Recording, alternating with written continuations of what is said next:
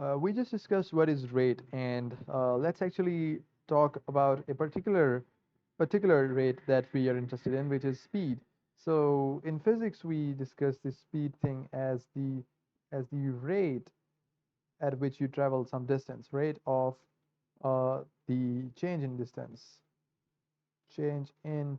distance of something, right? So this is the definition, rate of change of distance of something with respect to the time that it takes, right? So speed is actually considered as the rate of change of distance of something. So distance over time.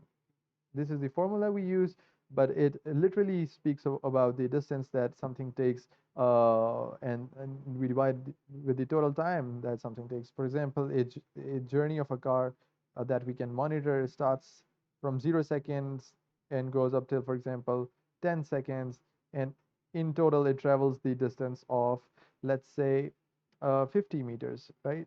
So we can say that the total distance traveled is 50, right? And the total time it took was 10 seconds, and we get 5 meters per second. So 5 meters per second would be the speed of that car, the average speed of the car throughout its journey, right? So whenever we divide something, we need to understand what is division. Whenever we divide something, we are actually trying to find out how much distance is actually traveled in one of the, or the unit time or the unit interval of something that we are dividing it with, right? So actually there were 10 seconds, but when we divided the total distance with that total time, we actually got the speed, and this speed is actually literally telling us how much distance is traveled in 1 second. So we defined in the previous video what is rate. Rate is actually how much something is in comparison with the unit measurement of the other thing. So the unit measurement of time is actually 1 second, and 5 meters are actually covered in each of those seconds. So in 1 second, 5 meters is covered. So speed actually is the rate of something, rate of the distance covered